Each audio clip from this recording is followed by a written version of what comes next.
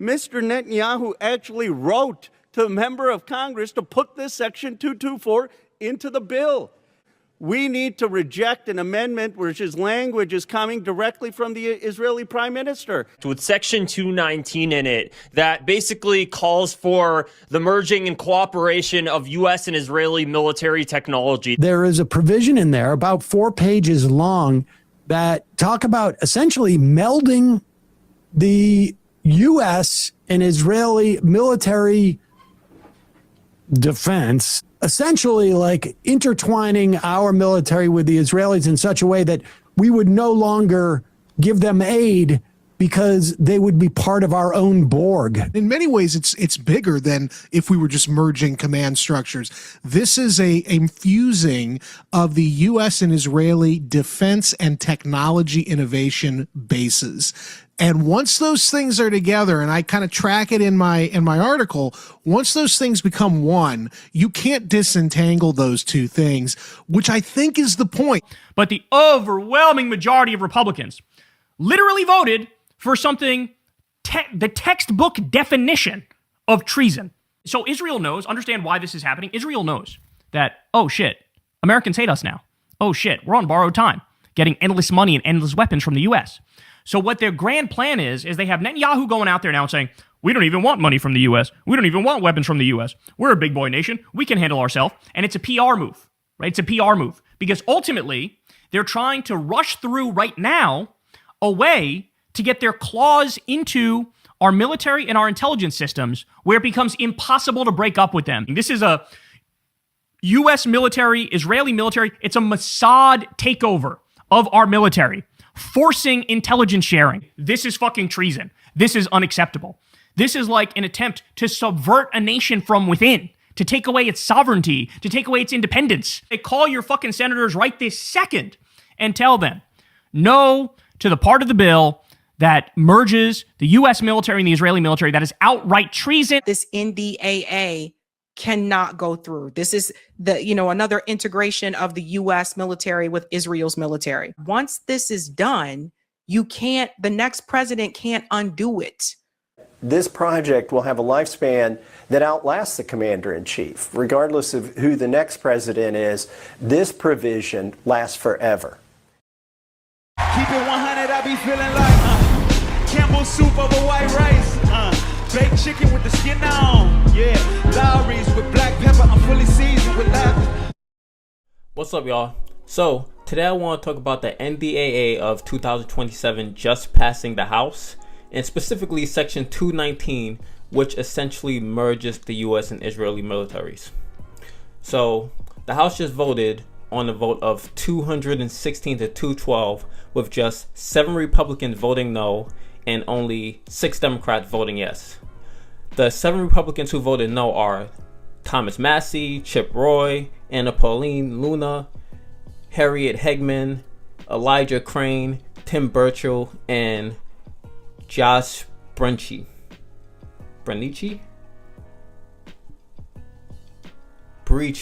Josh Brecheen. I think that's how you say his name. And the 6 Democrats who voted yes are Harry Collier, Don Davis, Jared Golden, Vincent Gonzalez, Adam Gray, and Marie Glusenkamp Perez. We're just going to call her Marie Perez. So I want you to understand what this means. Formally, it's called the United States-Israel Defense Technology Cooperation Initiative, and it mandates the creation of a permanent executive agent within the Pentagon. This one single official whose job is to synchronize all cooperative efforts between the U.S. and Israeli militaries. This means joint research, joint weapons production, joint testing, supply chain coordination, as well as network integration. So this is happening in 10 technological areas: counter-drone strikes, missile defense, artificial intelligence, quantum computing, autonomous systems, direct-to-energy weapons, advanced sensors, cybersecurity, electronic warfare, and even biotechnology. And this isn't just sharing blueprints. This is the co-developing of the future weapons of warfare with Israel. Now, here's where it gets scary. Congressman Khanna, he stood on the House floor and said something that should have completely killed this bill. And here are his exact words. The American people are tired of the arrogance and insolence of Prime Minister Benjamin Netanyahu telling America what we should do. Khanna went further and said, Netanyahu told the members of Congress to add this specific provision, Section 224, which was called before, and is now known as Section 219, into the bill. Mr. Netanyahu actually wrote to a member of Congress to put this Section 224 into the bill. He says, I know that aid is unpopular in America. I know that even Republicans don't want aid. So here's what you got to do. Quote, let's create a new framework. This is Netanyahu telling us what we should do. A new framework of joint defense cooperation, co-development, co-production, and mutual investment in areas including advanced missile defense, artificial intelligence, cybersecurity, and next-generation military platforms. Why? Because he doesn't want Congress to vote on the aid. He just wants it fused in the bill. Last I checked, Netanyahu doesn't have a seat on this committee, Mr. Chairman. We need to reject an amendment which his language is coming directly from the Israeli Prime Minister. And we ought to have any aid have a vote of the American people. I am for Team America. I am for the interests of this country. And I believe that when Donald Trump ran, he ran America first. That includes American interests against any foreign country. We should have American sovereignty and make it clear that we strike 224. If we want to give aid to Israel, if we want to sell them weapons, that should be a vote for the entire Congress. And one of the most insane thing is, Benjamin Netanyahu actually took credit for it. In a letter dated June 1st, 2026, he called this exact policy, my plan. Let that sink in. The Prime Minister of Israel is publicly taking credit for a bill that integrates the U.S. military with the Israeli military, and he's not hiding about it. In fact, he's bragging and boasting about it. Ro Khanna introduced an amendment to strip Section 219 from the bill, and it failed, with only one Democrat joining Ro Khanna in this effort. Something else that's insane is most Democrats are actually in favor of this specific provision despite them voting against the entire bill, but most Democrats voted against the bill because they're against giving Donald Trump more money for this illegal war against Iran, but they support Section 219 specifically. But let's talk about what merge actually means, because this isn't just joint exercises. This isn't the sharing of intelligence like how we do with our other allies in sharing briefings. This is not that at all. This is a joint weapons production, AI systems built together. Our intelligence systems are directly wired to theirs. This means that when Israel sees a target, the US sees a target. When they plan, we plan. We're effectively operating as one military, same intelligence, same system, same battlefield picture. And the part that should scare you is they made sure that it can't be unwound. Now, when I say defense acquisition process, I want everyone to understand what that means. I'm not trying to use any jargon. So the defense acquisition process is how the Pentagon buys everything from bullets to fighter jets to software systems. It's the permanent machinery of the military procurement process. It runs every single year, regardless of who's in office, regardless of what Congress is fighting about. Normally, the U.S., they give aid to Israel. It's separate, it's a visible vote, and Congress debates it. The public sees it, the president signs it, and it's very standard. It's annual, it's transparent, and you can track it. This is completely different. Section 219 completely bypasses that. Instead of a separate aid package, it embeds the relationship directly into the Pentagon's permanent procurement system. This means that the partnership is no longer a yearly annual debate. It's now baked into the routine, classified in a long-term part of the planning of the Department of Defense. And here's the thing, the Pentagon already operates this way. The Department of Defense has never had to pass a full audit.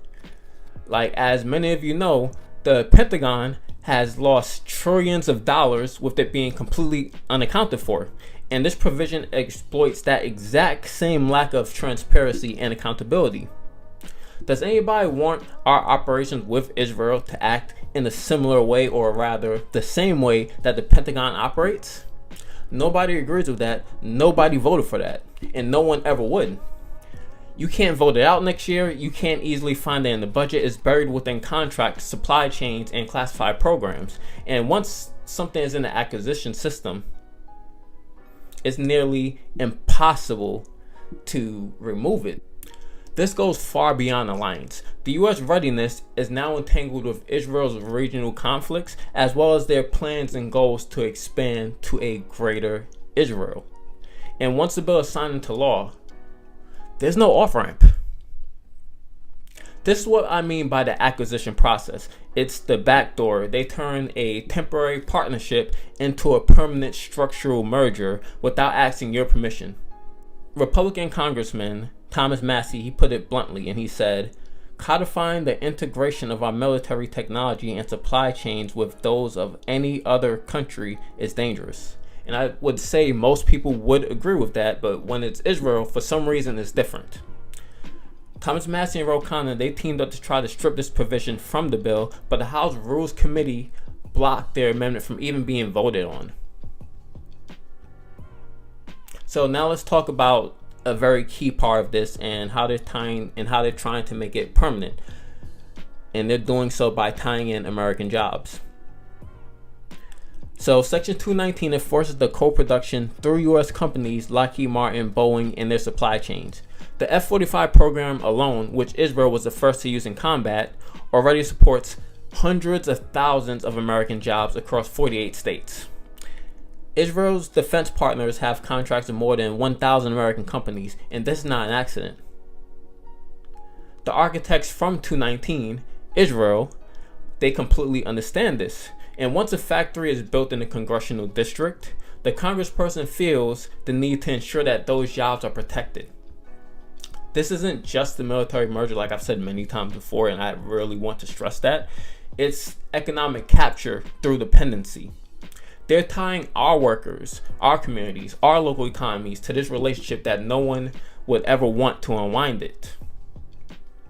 So let's talk about what's next.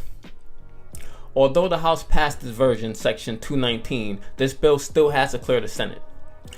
The Senate's version contains a parallel provision, which is Section 1217.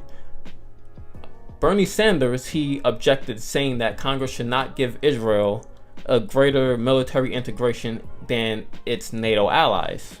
And several other Democratic senators, such as Senator Chris Van Hollen, Elizabeth Warren, Jeff Merkley, have joined Senator Bernie Sanders in their opposition. But there's semi-good news here. In the Senate, it needs 60 votes to reach cloture, meaning that 60 votes is needed for the bill to even be debated on. The Senate already failed to reach this threshold. On July 14th, the Senate, they voted 50 to 46 to begin the debate on the NDAA, which is 10 votes short of what is needed to advance the bill to be voted on.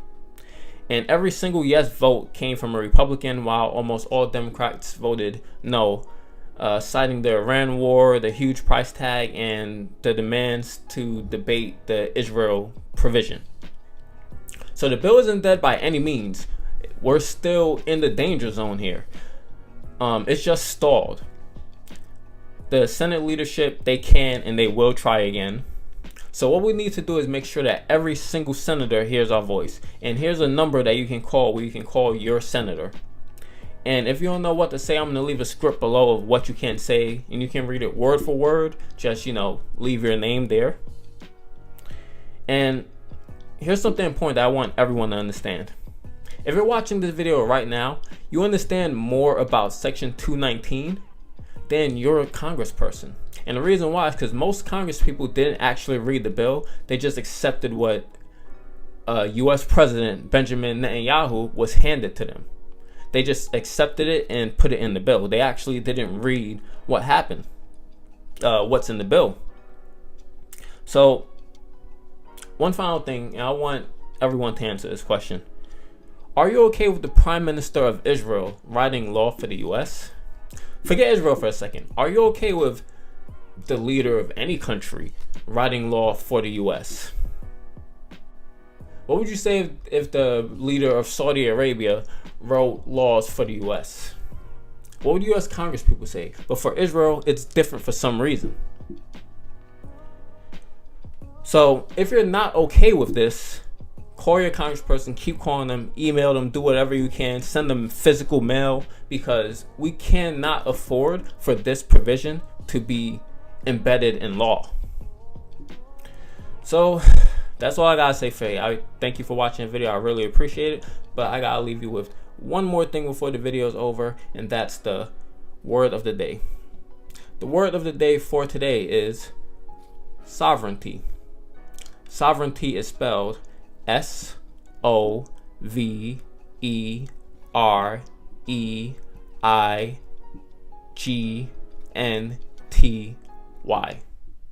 The definition of sovereignty is the power to govern yourself without outside interference.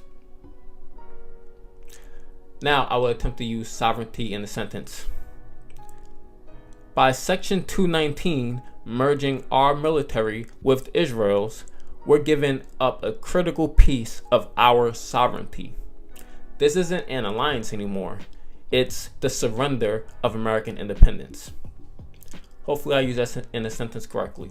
So if you like the video, please like and subscribe, please. This is more important than anything. Call on your senator to let them know to vote no on this NDAA until Section 219 is stripped from the bill. Vote with Thomas Massie and Khanna to strip this specific provision, because the NDAA will eventually pass as an annual defense bill that passes every year, but this section of the bill cannot be in the final bill.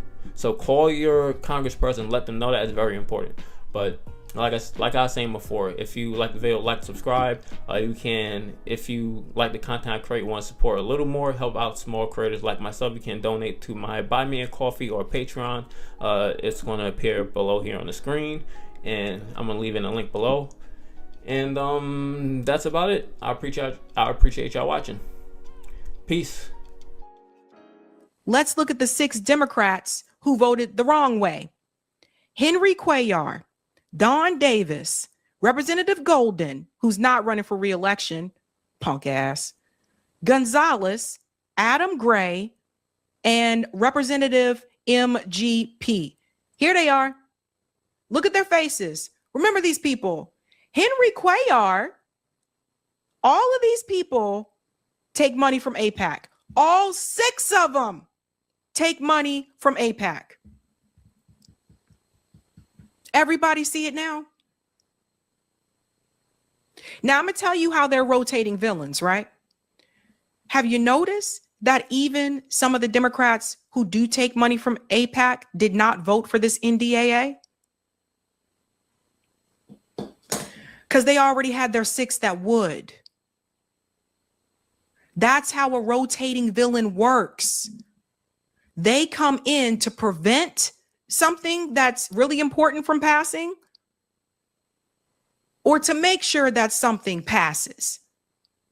If these 6 Democrats would have voted with the other Democrats, this bill doesn't get through the House, which means it doesn't go on to the Senate. Well, I've been stacking up. Nah, really, that ain't accurate, cause I just spent my whole damn advance in the past couple months just to compensate for times we ain't have enough. Ooh.